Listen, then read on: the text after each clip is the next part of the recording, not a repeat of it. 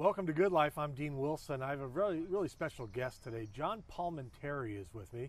He's a legendary newsman, 32 years on the beat as a TV reporter. He's a great guy. He's got some amazing stories of the stories he's covered.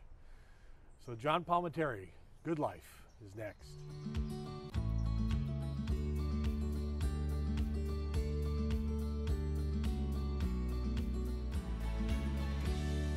Welcome to Good Life. I'm Dean Wilson. So glad you've joined us today. We have the legendary Santa Barbara newsman John Palminteri with me today.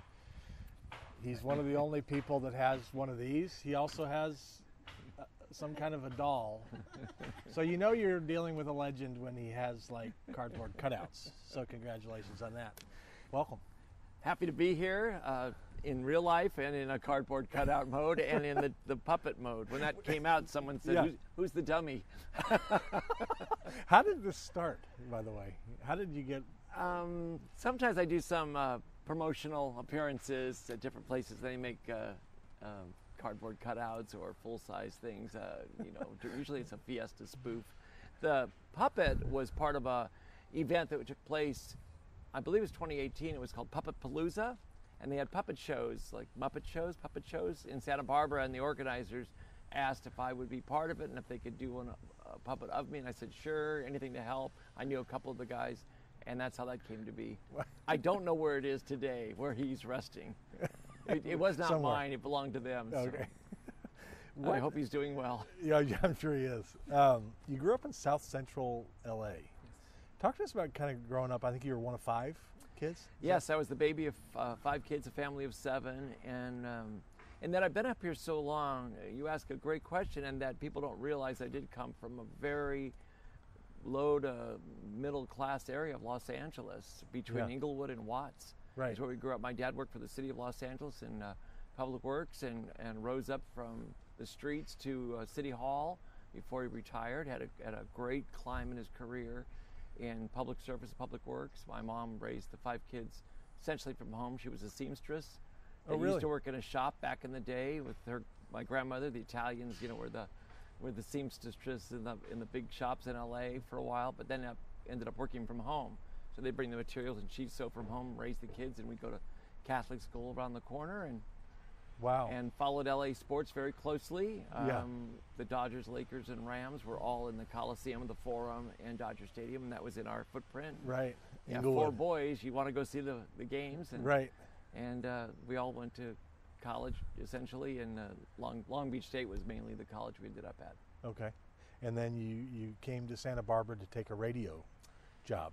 Yes, I worked in Los Angeles radio behind the scenes as a writer at KFWB. Oh, you did? And a couple other stations, but back then it was KFWB News 98. News 98. You give us 22 minutes, we'll give you the world. Right.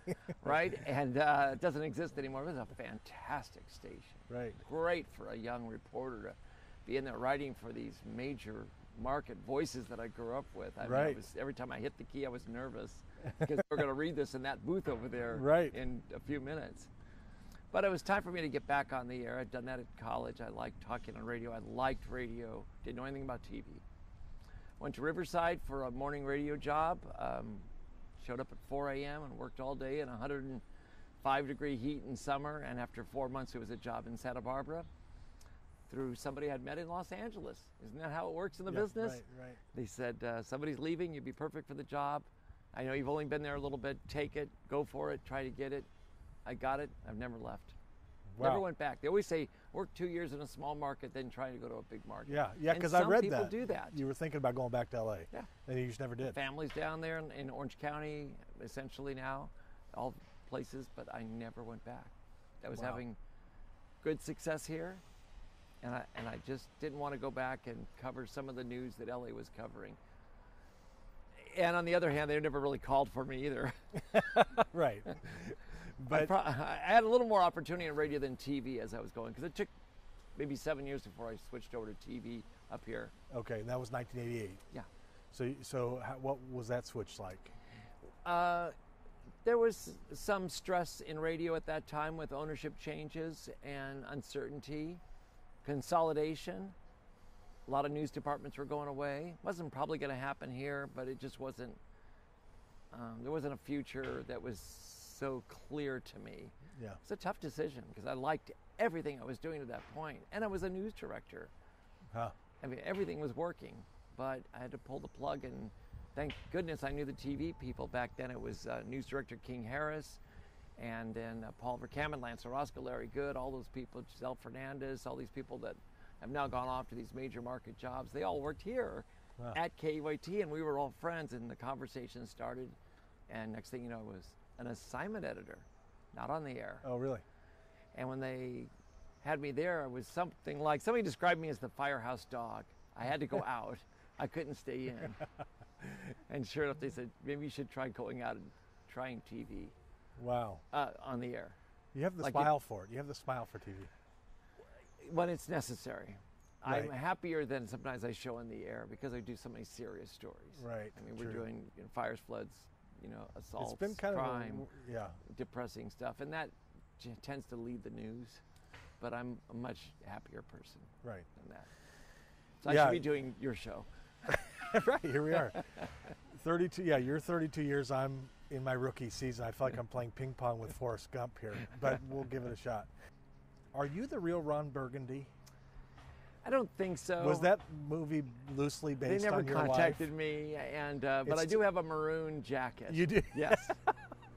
I haven't worn it at Halloween in a while, but it might come out this year. Have you been Ron Burgundy for Halloween? Yes. Oh, that's perfect.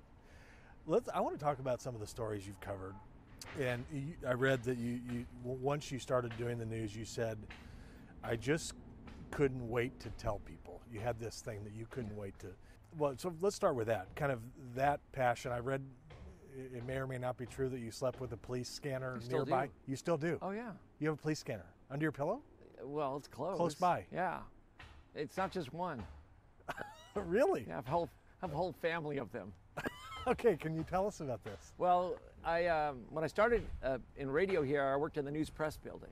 And this is very important to the story because they owned the radio station, KTMS, Thomas M. Stork, the publisher and owner of the paper. And the guys that I aligned with were the photographers for the news press. And they just fascinated me how they could get these great pictures in the paper. I couldn't get over it. And they were scanner hounds, as we called them. They had police radios, and they kind of had instincts. They had all this news drive that was so unique. I'd never seen it before. Yeah. And I kind of basically said, I want to be like that. I wanted to have whatever they've got, however they got it. And so they learned to listen to police radios, fire radios. Back then, President Reagan was here. Yeah. They had Secret Service frequencies that weren't scrambled, as they call, where you can't hear them, you could hear them.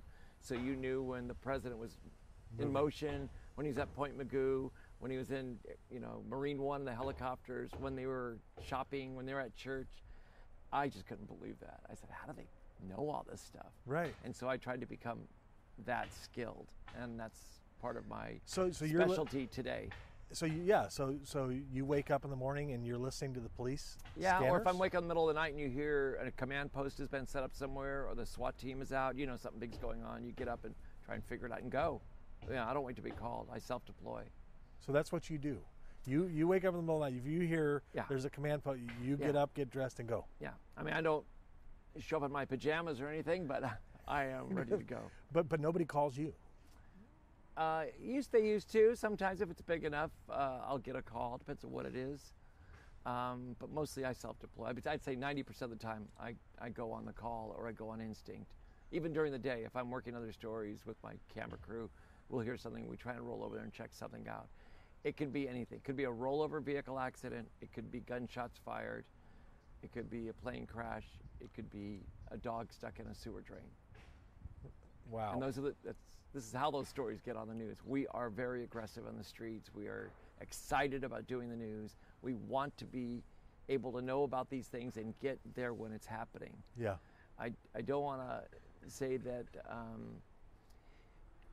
it's that we salivate over this or anything like that. We just want to cover the news. Yeah. And we want to do it when it's actually happening.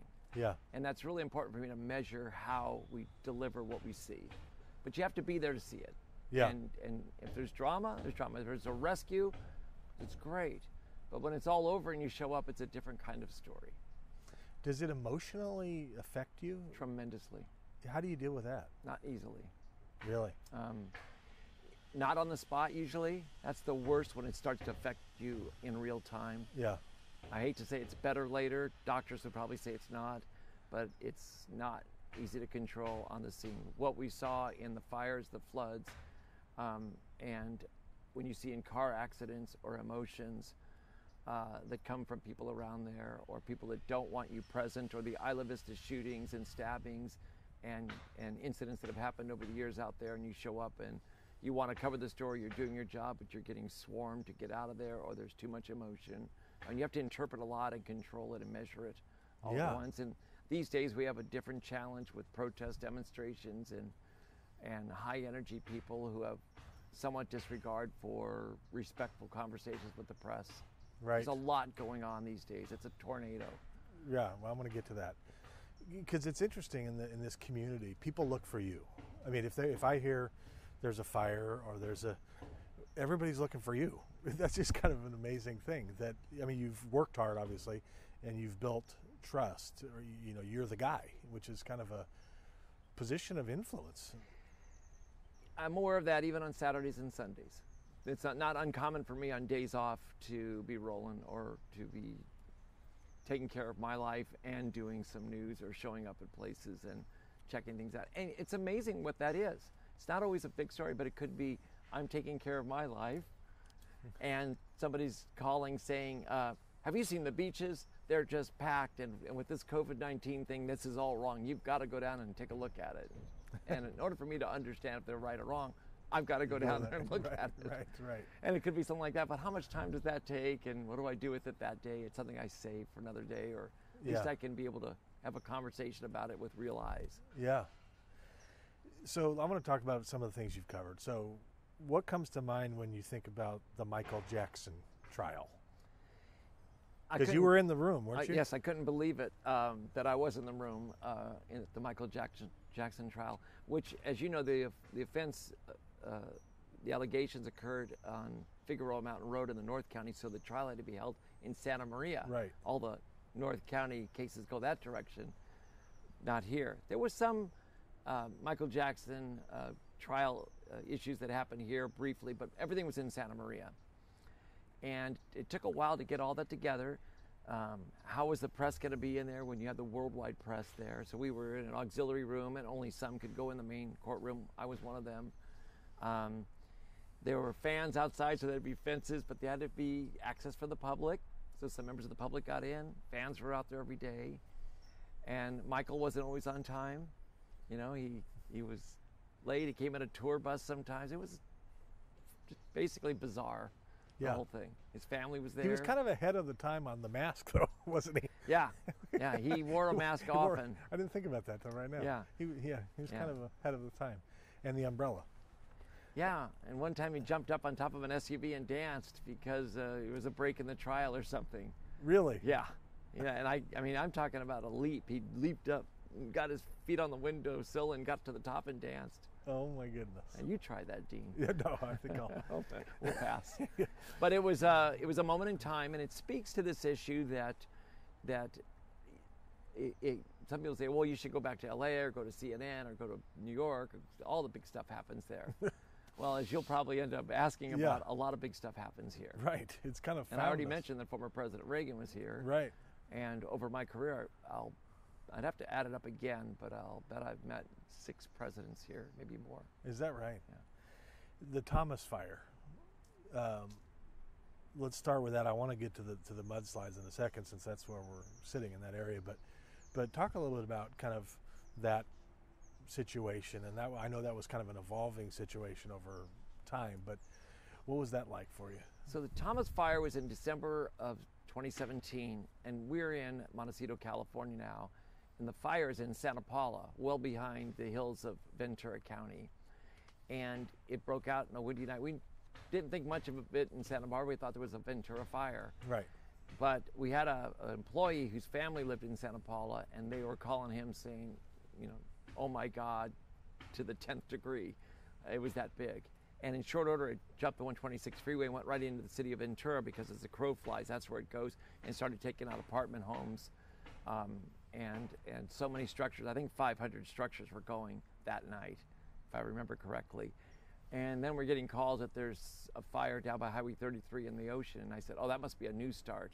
That couldn't be the Santa Paula fire. And it was. And then we knew we had a monster. It had an ebb and a flow based on the winds over the next week. It kind of wormed around in the hills. And we had two more key benchmarks. One was a Sunday morning in Carpinteria where it was way up in the hills the night before, and they thought it was going to just stay up there. And that night it made a 7 to 10 mile run into Carpinteria, and I was getting calls at 4 in the morning that the fire's 5 miles of fire behind Carpinteria and moving. So I thought the city of Carpinteria was going to get it, and so I went over there and got some calls back to the TV station, and we got people in, and we were on the air by I think 5:30 or 6. And that's when we started staying on the air, by the way. If you recall, we went commercial free for days. That started a major broadcast decision to clear the commercials, get the coverage wide open. And then finally, the next big benchmark was the Montecito morning. That was Saturday morning. The fire was moving towards Montecito. Winds were forecasted to be out of the north. Very dangerous. That means from the hills to the ocean, everything's in peril. And that morning I was in the Mount Carmel parking lot just around the corner here, and the fire up in the hills by the Sand Siege Ranch area was about that big. If you put your hands out, it was just like that big. But then the wind started, and this whoosh came over the parking lot with leaves all coming this way. And before long, the fire was over us like a nuclear bomb had gone off. Oh my goodness. And we split up. We had a couple reporters. Joey Butita went to Mountain Drive. I went to Ashley Road, and it was just raining fire. Branches and everything were coming apart and coming down on us. We found a clearing to kind of not shelter, but just not be next to a structure that might burn. Fire chief came up from the strike team from out of Orange County and says, get out of here, the whole thing's gonna go. It didn't, but a lot of it did get burned. One of the things I saw there that the public probably didn't know about is they had laid fire hoses out because they had days to do this. If you remember, there was hoses laid out and left behind. It was evacuations. It was a tremendous pre-planning effort. This wasn't like if it were to happen now when we were all living here and had to get out. That's the worst, especially in the middle of the night. But this was pre-planned. So when the strike teams pulled up, they just hooked up their hoses and started spraying every hot spot they could see, and it worked. Wow. I mean, we did not lose that many homes on this side. Right. And it was extremely scary, but impressive. Yeah. Do you ever feel like your life's in danger? Yes. And what do you do? I mean, how do you balance, I got to get this story with, I got to stay alive? If it's a fire, you have to have an emergency exit. If it's a big crowd, it's sort of the same plan, but it's not easy to get out of a big crowd with an emergency exit. And if you're driving in an area, say you're driving into Isla Vista, I'll use that as an example, it gets to be pretty aggressive out there and you're trying to get to a scene, but the streets are crowded and your car gets swamped. And we've seen this in other areas. Right. That's the worst, I think. You can't control, you don't want your vehicle to hurt anybody, you can't go forward or back, things like that. Same on a fire. If you don't have an emergency exit, you know, you drive down the street, it's the wrong street, drive down a canyon road, oh my gosh, this is not the place I want to be. Yeah. You know, you have to know where you're at and how to get out. And do try you always think of that before you go in. That's what I was going to say. Do you kind of always have it in your mind, like, okay, if this happens, I'm going to... I must admit, during the mud flow, even though I've been around here for years, we were disoriented by the tremendous amount. Let's transition to that. Yeah. The morning, okay, so this happens for people who are watching elsewhere in the country. This is the Montecito mudslides. 23 were passed it away? was January of 2018. Yeah, but right after the Thomas fire. 23 people died? Yes. Okay. So right after the Thomas fire, the hills are charred. Yeah. So therefore the rainstorm that hit in the middle of the night the soil didn't absorb the water. Just went. And it just poured down. Take us, where were you? What happened? Take us through that day. We knew we were going to have a big rainstorm. I got up at 1 in the morning. I wasn't on shift till, I was going to work the morning show that day for TV, and I was going to connect with my camera person around 5 a.m. And around 1:30, it was raining hard. And I was in the Santa Barbara area thinking that might have been an area that would have flooding. Our San Marcos Pass had a fire called the Whittier Fire, and it was about to come apart.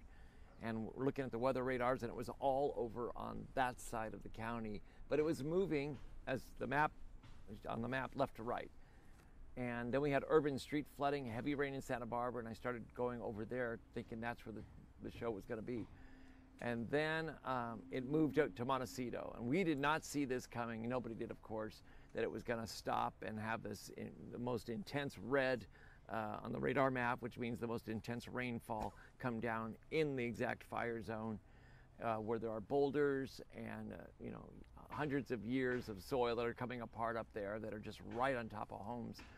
And I came down the freeway. This is really important because, as we know later in this story, the freeway fills with mud. Right. Well, I'm going down to about Hot Springs Road, 1 or 2 exits away from where all that happened. But I like to drive on the streets a little bit more, so I got off there. I didn't go down to the freeway to Hot Springs or Olive Mill and go into the zone there. And when I got off, I looked to my left, and there was a big glow behind me where the sun should be rising. To my right, there's a big glow behind me, and I had no idea what was going on, except for the fire engines from the Montecito Fire Department said there's been some type of explosion, or homes are burning, and there's debris all over the roadway, and we can't get to these homes. And that really struck me, that something horrible was going on when they said we can't get to them because of all the debris. Why? Right. Yeah. And that's when I knew that something had happened up there. Yet down in front of me, there was debris coming in concrete chunks and rocks, and overturned cars were down by the Montecito Inn. And some of the cars were so wrecked they were unrecognizable what kind of vehicle it was. You see a frame. So I parked there and actually walked as far as I could in the mud to kind of size it up, and I knew that what was going on up there was ending up here. Got together my cameraman, we got back up into an intersection that became somewhat of a ground zero shot by Casa Dorinda, and came in and out and went down the street. The fire department says, come over here, we're rescuing some people. And I happen to know the people from church. Their house had been destroyed, and they were rescued, or they were rescued from the second floor, and then it was destroyed, some combination of that. And then we shined a light. It was still very dark there along this long driveway, and all you saw were concrete slabs. And I'm asking the fire department, it was really hard to see because of the rain and everything. I said, what's supposed to be here? And he said, homes. I said, where are they? And he says, we don't know, because it was all going that way. And this was that intersection of Hot Springs and Olive Mill. And you know now that another home's going to be built there. You see the story poles. Yeah. But I was not that familiar. It was somewhat tucked back in there. We don't go back there. It was a gated community, and it was all missing. And that was just a start. By daybreak, helicopters were making rescues from all over the neighborhood. Still, we couldn't get beyond these down power poles and power lines. We just couldn't get to where we needed to go. We had other people doing that. Sadly, another reporter was in another location and got out of her car, and there was a deceased person there down by the railroad tracks. That's a long way. One of the first victims was a friend of mine, Josie Gower, who I was just with the night before doing an advanced news story up off of East Valley Road. You know, the intersection by the creek there? Yeah. She lived up there, and we were talking. I was doing my news and working in the car and horsing around, taking selfies, doing all the fun stuff we would do, right? Yeah. Wow. And she was missing the next morning. And you talk about the emotion of the work, that broke me up. Just to know that I had been with somebody I'd known, socialized with, went to church with, and knew for years in different levels, but close enough, friendly enough, and you put it into a real focus. Yeah. That she was down here somewhere by the tracks of the freeway or the Biltmore or something, and they found her and located. And that maybe frames that question for you about, is it emotional? How do you continue your day? Exhausted, shocked, right? Losing. Who else do you know? Right. Yeah. And that's just the deceased. There were so many people injured. Yeah. And you're part of this community. You're a person. Yeah. And yet we're all looking for you on the news because that's where we're looking for to find out what in the world's going on. So you have these two things going on. And we have a great team that can tell the story with maps and reporters on the scene and the weather. I mean, all the components of that. But only a few of us maybe knew a few layers deeper, the real people there. Right. And so we had to tell that story. That came onto us to tell that story, who they were, and then follow up for the services and all that went with that. That's amazing. Yeah. Yeah, I mean, it's unbelievable what's happened over 20 years in this little town. I mean, you said it, but you don't have to go to LA to get to, I mean, it seems like it's kind of found us. And again, you know, you don't know that's going to happen. You're just covering a weather story. You know, it's same in La Conchita, back when that hillside came down there. I was at both 95 and 2005, the La Conchita landslides on the Ventura Santa Barbara coastline. And the first one crushed homes of friends I knew, but they survived. The second one took 10 lives. I didn't know those people that well, but I knew people in that community, and I was fearful for them. Right. That's a little, what they call it, a hamlet of community. I mean, the whole thing could have been covered with mud. Right. Yeah, I mean, I think to cover the news in this period of time has been quite a thing. Yeah. So we appreciate it. Yeah. It used to be just a fire conversation. We didn't have that many major rain events. Yeah. Do you, I mean, obviously you see, like you said before, you cover a lot of difficult stuff, tough stuff, painful. Do you see the good in humanity as part of your job? Very much so, and I'm happy to be here to tell you that, because oftentimes we're not looked upon as able to tell the good news. Yeah, right. Yeah, well, that's kind of what we're doing. So in the pandemic, for example, we designate a whole half hour on Friday evenings to good news stories, people helping people, the helpers. Yeah. And that's a brilliant idea. It's a lot of great stories. But just in the everyday news, let's just focus on that. If we definitely see good stories and we find the place in the news for them.